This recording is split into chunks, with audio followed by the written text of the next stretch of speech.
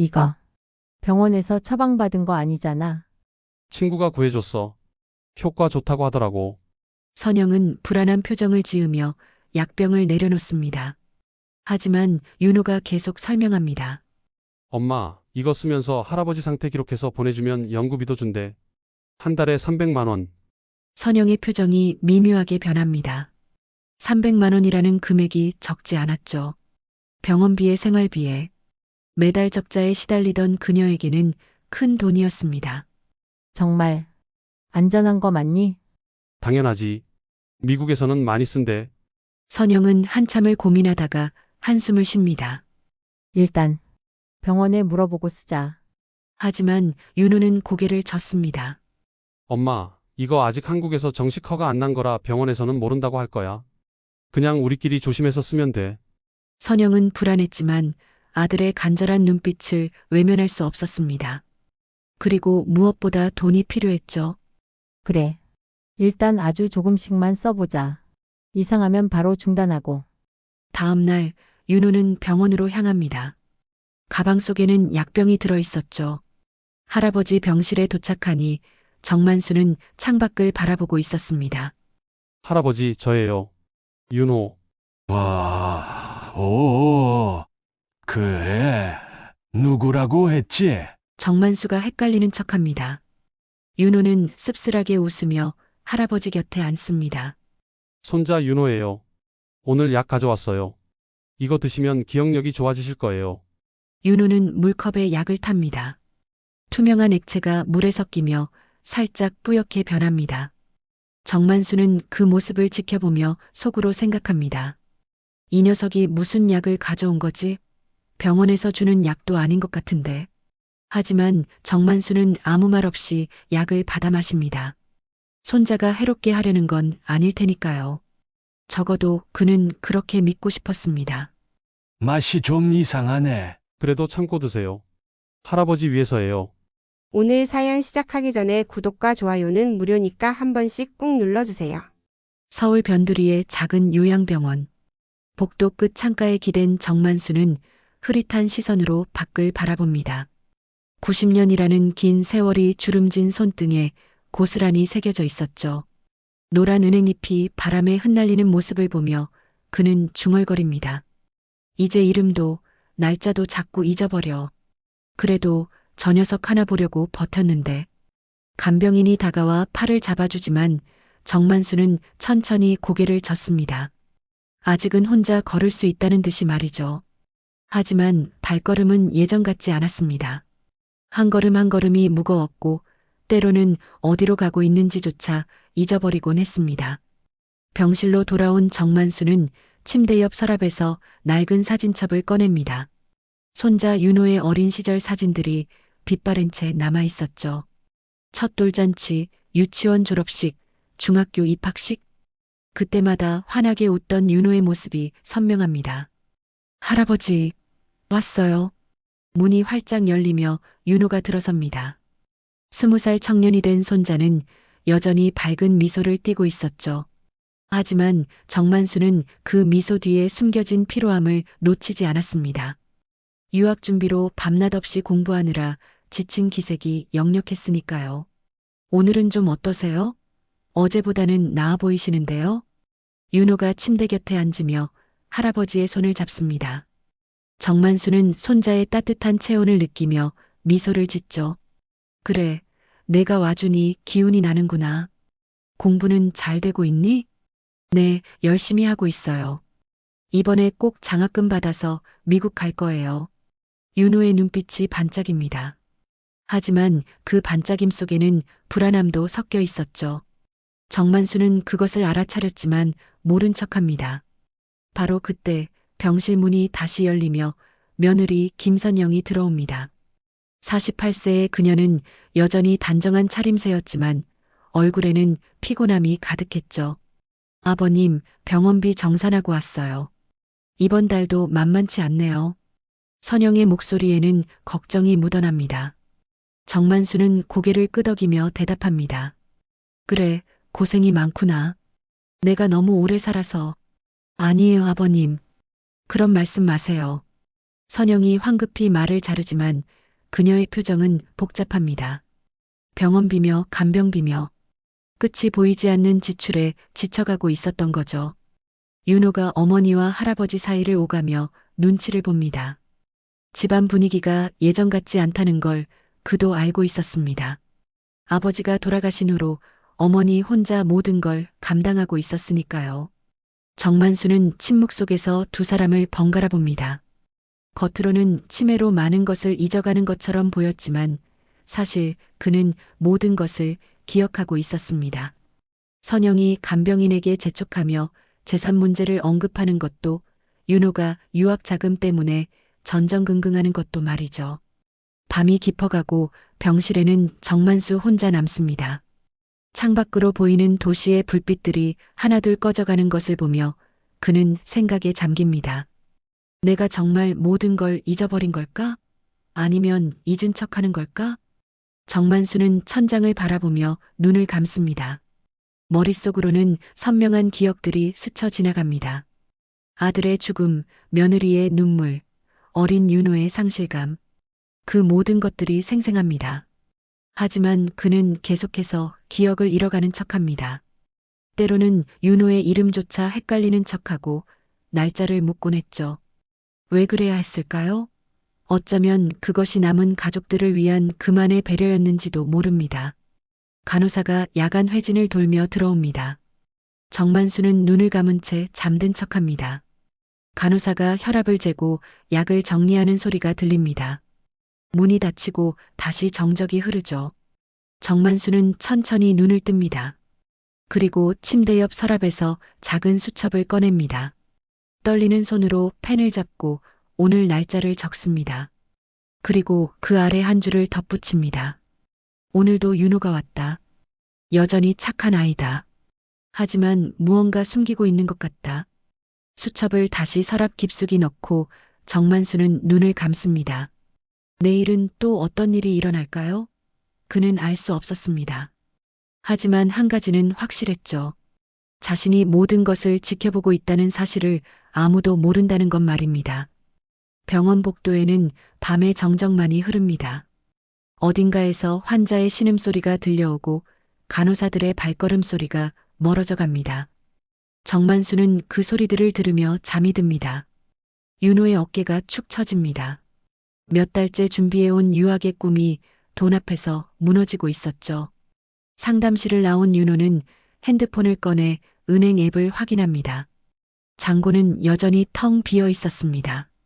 대출도 안 되고 미국에서 들어온 건데 노인 치매 개선제래.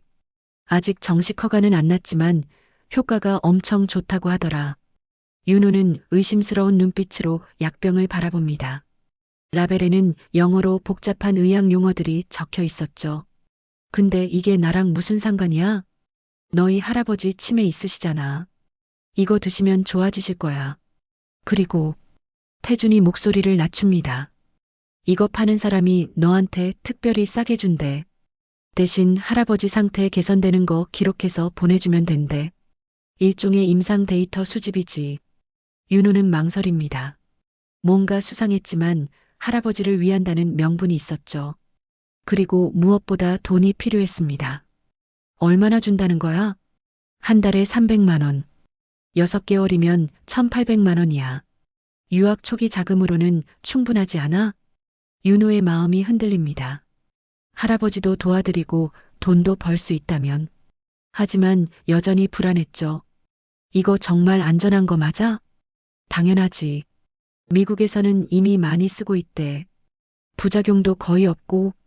결국 윤호는 약병을 받아듭니다. 집으로 돌아오는 길 그의 마음은 복잡했습니다. 이게 정말 옳은 일일까? 하지만 다른 방법이 없었죠. 집에 도착한 윤호는 어머니가 부엌에서 설거지하는 모습을 봅니다. 등이 많이 굽어진 것 같았습니다. 엄마, 나왔어. 왔니? 밥 먹었어? 응. 엄마, 이거 봐. 윤호는 약병을 꺼내 보입니다. 선영은 물기 묻은 손을 닦으며 다가옵니다. 이게 뭐니? 할아버지 치매에 좋은 약이래. 미국에서 가져왔대. 선영은 약병을 받아 이리저리 살펴봅니다. 영어로 빼곡히 적힌 라벨을 보며 미간을 찌푸리죠. 이거 병원에서 처방받은 거 아니잖아. 친구가 구해줬어. 효과 좋다고 하더라고. 선영은 불안한 표정을 지으며 약병을 내려놓습니다. 하지만 윤호가 계속 설명합니다. 엄마, 이거 쓰면서 할아버지 상태 기록해서 보내주면 연구비도 준대. 한 달에 300만 원. 선영의 표정이 미묘하게 변합니다. 300만 원이라는 금액이 적지 않았죠. 병원비에 생활비에 매달 적자에 시달리던 그녀에게는 큰 돈이었습니다. 정말 안전한 거 맞니? 당연하지. 미국에서는 많이 쓴대. 선영은 한참을 고민하다가 한숨을 쉽니다. 일단 병원에 물어보고 쓰자. 하지만 윤호는 고개를 젓습니다. 엄마, 이거 아직 한국에서 정식 허가 안 난 거라 병원에서는 모른다고 할 거야. 그냥 우리끼리 조심해서 쓰면 돼.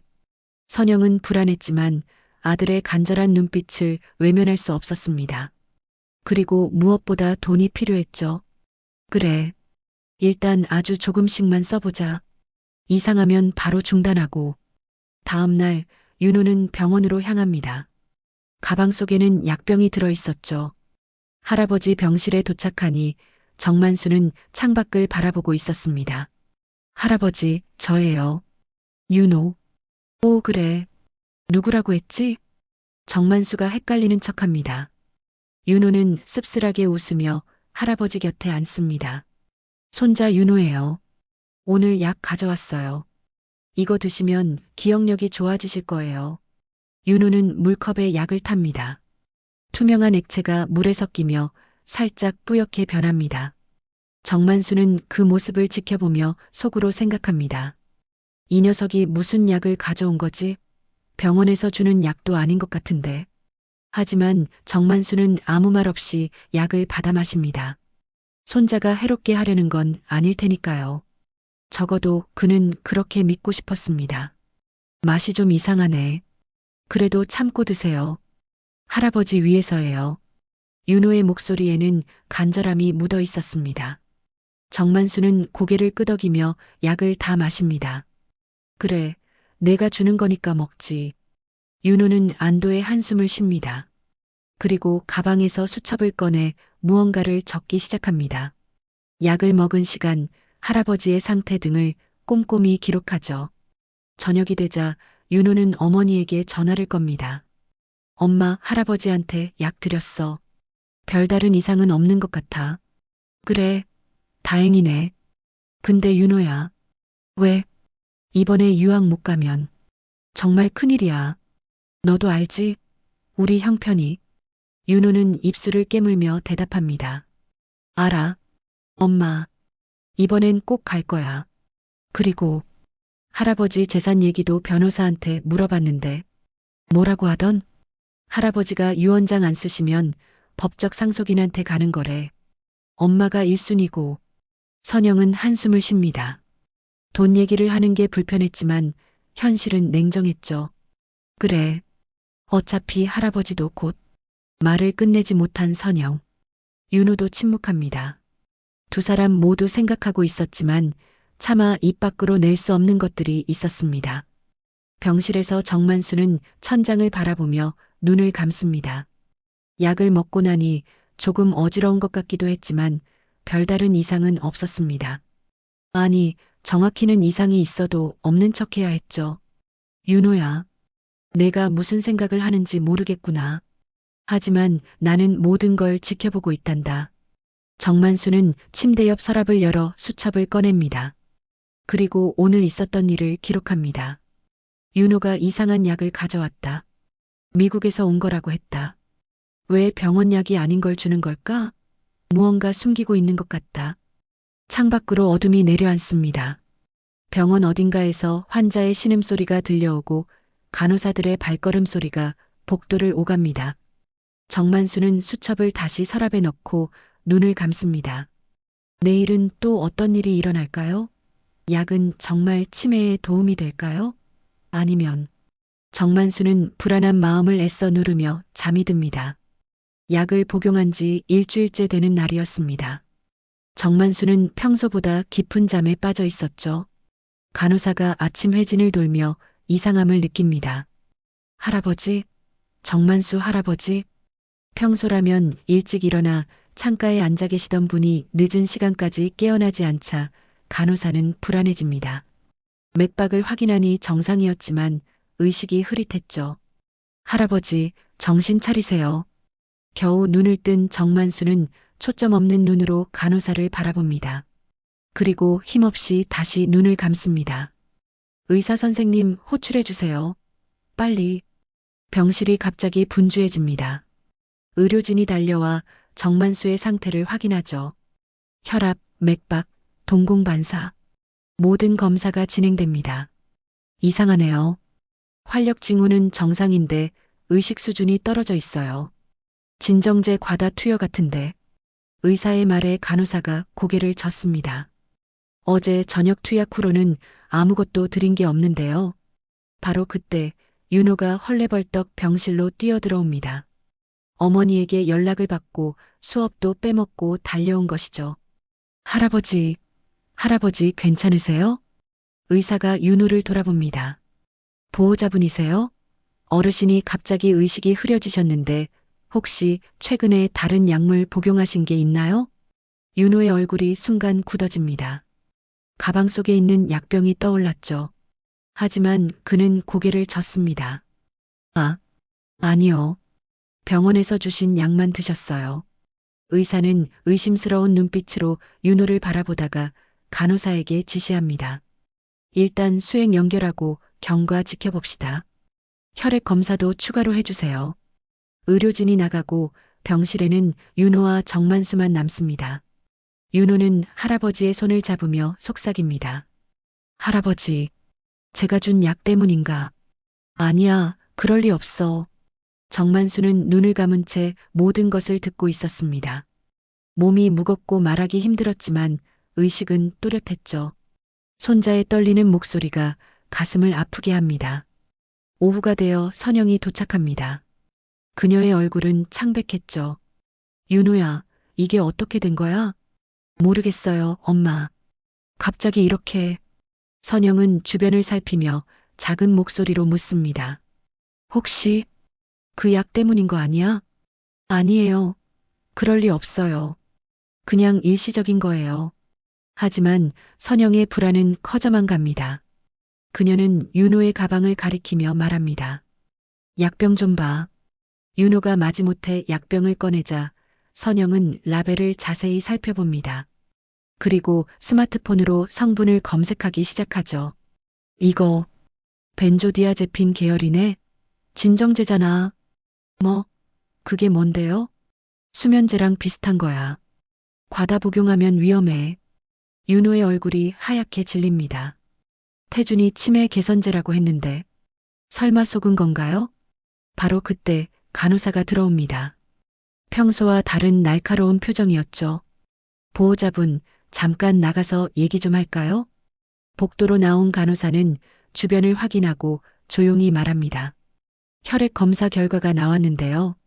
벤조디아제핀 수치가 비정상적으로 높아요. 선영과 윤호는 얼굴이 굳어집니다. 그게 무슨 말씀이신지. 누군가 할아버지께 진정제를 과다 투여한 것 같아요. 이건 의료사고가 아니라 다른 문제일 수 있어요. 간호사의 눈빛이 의미심장합니다. 그녀는 이미 뭔가 눈치챈 것 같았죠. 저희가 투약한 기록에는 그런 약이 없거든요. 혹시 외부에서 약을 가져오신 적 있으세요? 윤호는 입술을 꽉 물고 있습니다. 선영이 대신 대답합니다. 아니요, 그런 적 없어요. 하지만 간호사의 표정은 믿지 않는다는 듯 했습니다. 일단 병원 규정상 이런 경우는 보고해야 해요. 경찰 신고까지 갈 수도 있고요. 잠깐만요. 선영이 급하게 간호사를 붙잡습니다. 혹시 이 일을 조용히 넘길 수는 없을까요? 저희가 실수한 게 있다면.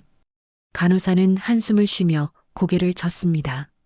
죄송하지만 환자 안전이 최우선이에요. 특히 이런 약물 오남용은. 바로 그때 병실에서 정만수의 목소리가 들려옵니다. 거기 무슨 일이야? 정만수가 눈을 뜨고 있었죠. 의식이 돌아온 것입니다. 할아버지, 괜찮으세요? 윤호가 달려가 할아버지를 붙잡습니다. 정만수는 힘겹게 미소를 지으며 말합니다. 그래, 괜찮다. 그냥 좀 어지러웠을 뿐이야. 간호사가 다가와 상태를 확인합니다. 할아버지, 아직 무리하시면 안 돼요. 그리고 간호사는 윤호와 선영을 번갈아 보며 말합니다. 이거는 아직 끝난 게 아니에요. 주치의 선생님과 상의해서 결정하겠습니다. 간호사가 나가고 병실에는 무거운 침묵이 흐릅니다. 정만수는 천천히 윤호를 바라봅니다. 윤호야. 네, 할아버지. 내가 무슨 약을 준 거니? 윤호는 대답하지 못합니다. 정만수가 다시 말합니다. 나는 다 알고 있어. 병원 약이 아니라는 것도, 내가 뭔가 숨기고 있다는 것도.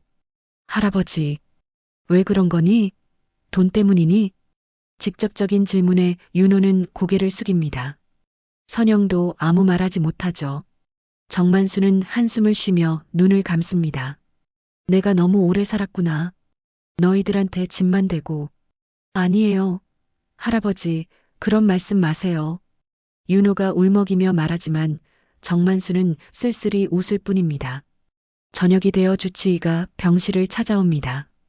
그의 표정은 심각했죠. 보호자분들, 잠깐 상담실로 오시죠. 상담실에서 의사는 차트를 펼쳐 보입니다. 혈액 검사 결과 벤조디아제핀이 검출됐습니다. 이건 저희가 처방한 약이 아니에요. 선영과 윤호는 아무 말도 하지 못합니다. 솔직히 말씀해 주세요. 외부에서 약을 구해 오신 거죠?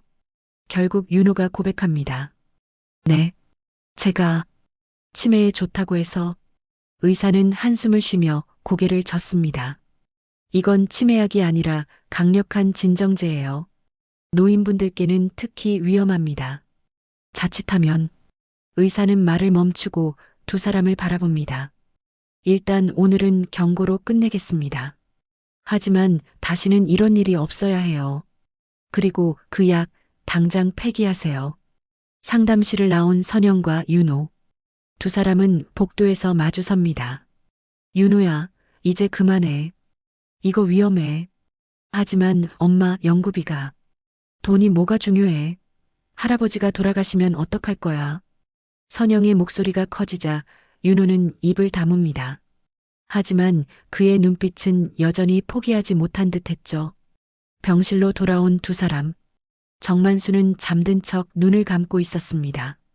하지만 그는 모든 대화를 들었죠. 연구비, 유학, 그리고 자신을 실험 대상으로 삼았다는 사실까지. 윤호야, 내가 그 정도로 절박했구나. 하지만 이건 아니다. 이건 정말 아니야. 정만수의 눈가에 눈물이 맺힙니다.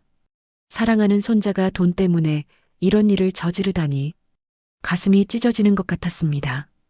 다음 날 아침 김 변호사가 병원에 도착합니다. 정장 차림의 중년 남성은 서류 가방을 들고 조심스럽게 병실로 들어섭니다. 정 회장님, 오랜만입니다. 어서 오시오. 앉으시지. 정만수는 침대에서 일어나 의자에 앉습니다. 변호사는 서류를 꺼내며 조심스럽게 묻죠. 전화로 유언장을 다시 쓰신다고 하셨는데 무슨 일이 있으셨습니까? 정만수는 잠시 침묵하다가 입을 엽니다. 내 손자 윤호를 상속에서 제외하려고 하오. 변호사의 눈이 커집니다. 윤호 군을요? 유일한 손자분을. 이유를 여쭤봐도 될까요? 그 아이가 나를 해하려 했소. 돈 때문에. 정만수는 어제 있었던 일을 차분히 설명합니다. 변호사는 충격을 받은 표정으로 메모를 하죠. 그럼 전 재산을 어디에 기부하실 생각이십니까? 국가와 치매센터에 기부하려고 하오.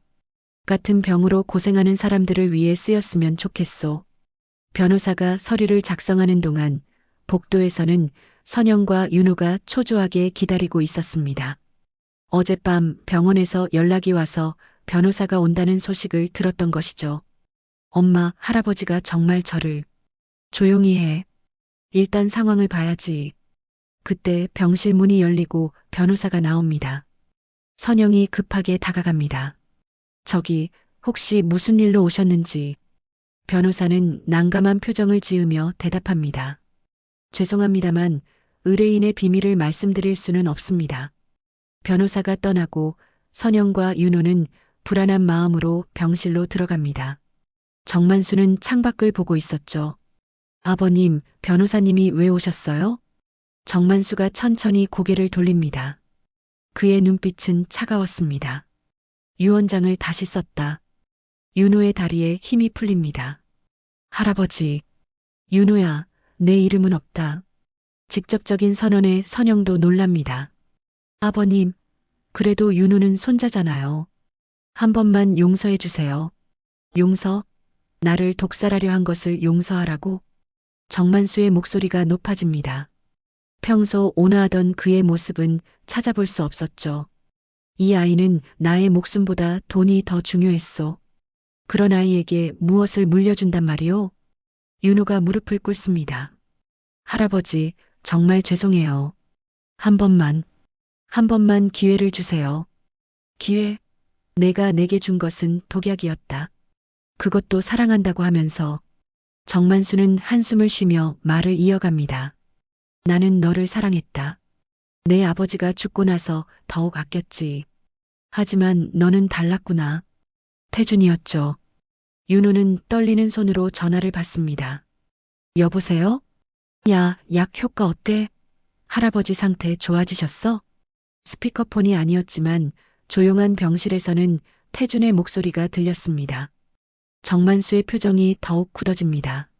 아, 그리고 이번 달 연구비 300만 원 입금됐어. 다음 달도 계속하면. 윤호가 황급히 전화를 끊습니다. 하지만 이미 늦었죠. 정만수와 선영 모두 들어버렸습니다. 연구비라. 그래, 나는 실험 대상이었구나. 정만수의 목소리에는 깊은 실망이 묻어 있었습니다. 할아버지, 그게 아니라. 됐다. 더 듣고 싶지 않구나. 나가라. 선영이 정만수에게 다가갑니다. 아버님, 제발. 윤호가 잘못했지만 다시는 이런 일 없을 거예요. 제가 장담합니다. 선영아, 너도 알고 있었지? 선영이 입을 다뭅니다.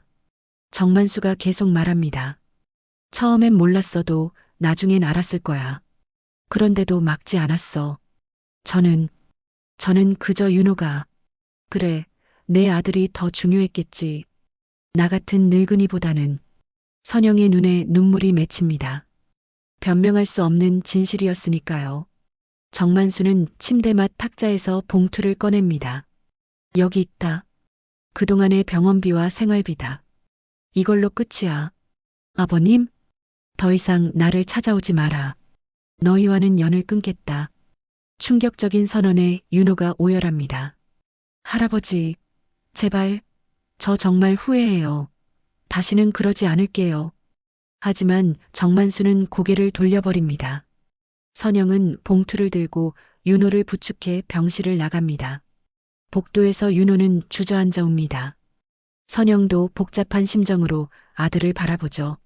엄마, 나 이제 어떡해요? 유학도 못 가고 할아버지도 잃고 내가 자초한 일이야. 선영의 차가운 말에 윤호는 더욱 절망합니다. 한편 병실에 홀로 남은 정만수는 서랍에서 사진첩을 꺼냅니다. 윤호의 어린 시절 사진들을 하나하나 넘기며 눈물을 흘리죠. 이렇게 착한 아이였는데 언제부터 돈이 전부가 됐을까? 그때 간호사가 들어옵니다. 할아버지, 약 드실 시간이에요. 고맙소. 간호사는 약을 건네며 조심스럽게 말합니다. 아까 보호자분들이 우시면서 나가시던데 괜찮으세요? 괜찮소. 이제 혼자가 편할 것 같아. 간호사가 나가고 정만수는 깊은 생각에 잠깁니다. 정말 이대로 끝내야 할까요? 하지만 윤호가 자신에게 한 일을 생각하면 밤이 되자 정만수는 일기를 씁니다. 오늘 유언장을 다시 썼다. 윤호의 이름은 빼고. 가슴이 아프지만 어쩔 수 없다. 돈이 사람을 이렇게 만든다는 게 슬프다. 그때 병실 문이 살짝 열립니다. 윤호가 몰래 들어온 것이죠. 정만수는 자는 척 눈을 감습니다. 윤호는 할아버지 곁에 앉아 속삭입니다. 할아버지, 정말 죄송해요. 제가 미쳤었어요. 돈 때문에 할아버지를. 어떻게 제가. 윤호의 목소리가 떨립니다. 사실 전 할아버지가 제일 무서웠어요. 할아버지처럼 못 살까봐, 실패할까봐. 그래서 더 돈에 집착했나 봐요. 정만수는 눈을 감은 채 듣고만 있습니다. 하지만 이제 깨달았어요. 제가 진짜 잃은 건 돈이 아니라 할아버지였다는 걸. 할아버지의 사랑이었다는 걸. 윤호는 한참을 울다가 편지를 놓고 나갑니다. 정만수는 천천히 눈을 뜨고 편지를 집어듭니다. 할아버지께. 저는 할아버지를 사랑합니다. 비록 돈에 눈이 멀어 큰 잘못을 저질렀지만 그 마음만은 진짜였어요. 용서받을 자격은 없지만 할아버지가 건강하시길 매일 기도하겠습니다. 사랑합니다. 윤호 올림. 정만수의 눈에서 눈물이 흐릅니다. 손자의 진심이 느껴졌지만 이미 저질러진 일은 되돌릴 수 없었죠. 편지를 읽은 다음 날 새벽 정만수는 잠을 이루지 못하고 있었습니다. 윤호의 편지가 마음을 흔들었지만 배신의 상처는 쉽게 아물지 않았죠. 정말 이대로 끝내야 하나? 하지만 용서하면 또 같은 일이 반복되지 않을까? 고민하던 정만수는 침대에서 일어나 창가로 걸어갑니다. 새벽에 고요한 병원 풍경이 눈에 들어옵니다. 그때 복도에서 소란스러운 소리가 들려옵니다. 간호사들이 급하게 뛰어가는 발소리였죠. 정만수는 문을 열고 밖을 내다봅니다. 무슨 일이요? 지나가던 간호사가 대답합니다. 403호실 환자분이 자살 시도를 하셨대요. 정만수의 가슴이 철렁합니다. 403호실은 바로 옆방이었고 거기엔 젊은 환자가 있었죠. 빚 때문에 극단적 선택을 한 것 같았습니다. 잠시 후 의료진이 환자를 응급실로 옮깁니다. 정만수는 그 모습을 보며 깊은 생각에 잠깁니다. 돈이 사람을 이렇게 만드는구나. 윤호도 저 젊은이도. 아침이 되자 정만수는 결심을 합니다. 간호사에게 부탁해 윤호에게 전화를 걸게 합니다. 할아버지가 만나자고 하시네요. 중요한 얘기가 있다고. 1시간 후 윤호가 조심스럽게 병실로 들어옵니다. 며칠 사이 많이 수척해진 모습이었죠. 할아버지, 앉아라. 정만수의 목소리는 차분했습니다. 윤호는 긴장한 채 의자에 앉습니다. 내가 왜 그런 일을 저질렀는지 다시 한번 들어보고 싶구나. 윤호는 고개를 숙인 채 말합니다. 저는 할아버지처럼 되고 싶었어요. 성공한 사업가, 존경받는 어른. 하지만 현실은 너무 막막했어요. 그래서 나를 해치려 했다는 거냐? 아니에요. 처음엔 정말 도움이 될 거라 생각했어요. 그런데 점점 돈에 눈이 멀어서. 윤호의 목소리가 떨립니다. 아버지가 돌아가시고 나서 전 할아버지께 인정받고 싶었어요. 하지만 할아버지는 너무 완벽하셨고 전 항상 부족했죠. 정만수는 놀란 표정으로 손자를 바라봅니다. 내가 그런 생각을. 할아버지는 모르실 거예요. 할아버지 그늘에서 사는 게 얼마나 무거운지. 모두가 저를 볼 때 정만수 회장 손자로만 봐요. 전 그냥 윤호인데. 처음 듣는 손자의 속마음에 정만수는 마음이 아픕니다. 그래서 더 성공하고 싶었어요. 할아버지께 당당하게 서고 싶었어요. 하지만 방법이 틀렸죠. 제가 괴물이 됐어요. 윤호는 눈물을 흘리며 말을 이어갑니다.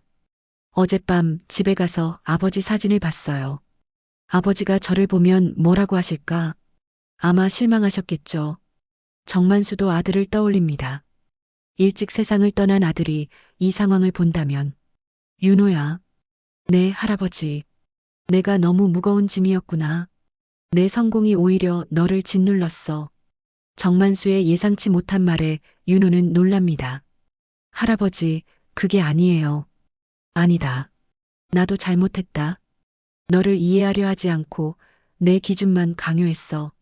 할아버지와 손자는 처음으로 진솔한 대화를 나눕니다. 서로의 상처와 오해를 하나씩 풀어가죠. 그때 선영이 급하게 병실로 들어옵니다. 아버님, 윤호야. 선영의 얼굴은 창백했습니다. 손에는 서류 봉투를 들고 있었죠. 이게 뭐예요? 선영이 내민 것은 생명보험 해약 서류였습니다. 수익자는 윤호였죠. 윤호야, 설마 너. 윤호의 얼굴이 굳어집니다. 정만수도 서류를 보며 놀랍니다. 이게 뭐냐? 윤호가 떨리는 목소리로 고백합니다. 태준이가 더 확실한 방법이 있다고. 보험금을 받으면 연구비도 갚고 유학도 갈 수 있다고. 충격적인 고백에 병실은 정적에 휩싸입니다. 정만수는 믿을 수 없다는 표정으로 손자를 바라봅니다. 그래서 나를 죽이려고? 아니에요. 전 안 한다고 했어요. 하지만 태준이가 계속. 선영이 윤호의 뺨을 때립니다. 너 정말 사람이야? 어떻게 그런 생각을? 윤호는 뺨을 감싸며 오열합니다. 미안해요. 정말 미안해요. 전 그저 길을 잃었어요. 정만수는 깊은 한숨을 쉬며 말합니다. 태준이라는 놈, 당장 경찰에 신고해야겠구나. 할아버지, 이건 용서할 수 없다. 독약까지는 참았지만 살인 계획이라니. 그때 윤호의 전화가 울립니다. 태준이었죠. 정만수가 전화를 받으라고 손짓합니다. 스피커폰으로 켜라. 윤호가 떨리는 손으로 전화를 받습니다. 여보세요? 야, 윤호야. 좋은 소식이야. 새로운 약을 구했어. 이건 정말 확실해. 한 번만 더 먹이면. 그만해. 윤호가 소리칩니다. 뭐? 갑자기 왜 그래? 더 이상은 안 해. 할아버지께 다 털어놨어. 전화 너머로 당황한 태준의 목소리가 들립니다. 뭐? 너 미쳤어? 우리 계획 같은 건 없어. 난 할아버지를 해치지 않을 거야. 정만수가 전화를 빼앗아 말합니다. 태준이라는 학생이지? 나 정만수다. 아, 할아버님. 당장 경찰에 신고할 테니 알아서 해라. 내 손자를 이용한 죄 절대 용서 못한다. 전화를 끊은 정만수는 선영에게 말합니다. 경찰서에 가서 고발장을 접수해라. 그놈을 반드시 처벌받게 해야 한다. 네, 아버님.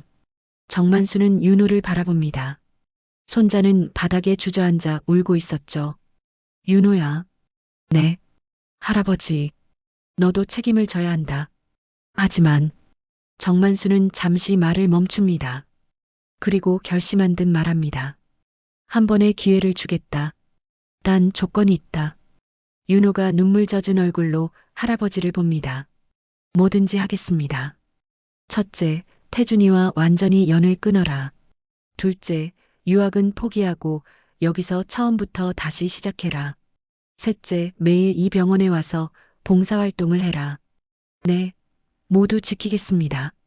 정만수는 손자를 일으켜 세웁니다. 이번이 마지막이다. 다시는 돈 때문에 길을 잃지 마라.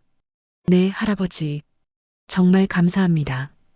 윤호는 할아버지를 껴안고 웁니다. 정만수도 손자의 등을 토닥이며 눈물을 흘리죠. 선영도 그 모습을 보며 안도의 한숨을 쉽니다. 비록 큰 위기가 있었지만 가족은 다시 하나가 되었습니다. 3달이 지났습니다. 윤호는 매일 병원에서 봉사활동을 하며 할아버지를 돌보고 있었죠. 태주는 경찰 조사를 받고 대학에서 제적되었습니다. 어느 날 아침 정만수는 병실에서 신문을 읽고 있었습니다. 윤호가 아침 식사를 들고 들어옵니다. 할아버지, 아침 드세요. 그래, 고맙다. 윤호는 할아버지가 식사하는 모습을 지켜보며 조심스럽게 말합니다. 할아버지, 어제 병원 봉사 담당자님이 그러시는데요. 제가 의료 보조 자격증을 따면 어떻겠냐고. 정만수가 손자를 바라봅니다. 의료 보조? 유학은 포기했니? 네. 여기서 할 수 있는 일을 찾고 싶어요.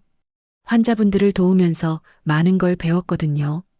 정만수는 만족스러운 표정을 짓습니다. 돈만 쫓던 손자가 진짜 가치를 찾아가는 것 같았죠. 그때 의사가 회진을 들어옵니다. 정만수님, 오늘 검사 결과가 나왔습니다. 어떻습니까? 의사는 미소를 지으며 차트를 보여줍니다. 놀랍게도 인지 기능이 많이 개선되셨어요. 약물 중단 이후 오히려 좋아지셨네요. 윤호는 부끄러운 표정을 짓습니다. 자신이 준 약이 오히려 할아버지를 해쳤다는 걸 다시 한번 깨달았죠. 그리고 정서적으로도 안정되셨어요. 아무래도 가족 간의 화해가 큰 도움이 된 것 같습니다. 의사가 나가고 정만수는 윤호에게 말합니다. 윤호야, 변호사님께 연락해라. 네. 왜요? 유언장을 다시 쓰려고 한다. 윤호의 얼굴이 긴장됩니다. 정만수가 웃으며 말합니다. 걱정 마라. 내 이름을 다시 넣으려는 거다. 할아버지, 전 이제 재산 같은 거 안 팔아요. 정말이에요. 알고 있다. 하지만 이제 내가 그 가치를 제대로 쓸 수 있을 것 같구나. 오후가 되어 김 변호사가 다시 방문합니다. 정만수는 새로운 내용을 불러줍니다. 재산의 일부는 윤호에게, 일부는 의료봉사재단 설립에 쓰도록 하시오. 변호사가 메모하며 묻습니다. 의료봉사재단이요? 그래. 윤호가 운영할 거다. 돈 없어 치료받지 못하는 사람들을 돕는 재단 말이요.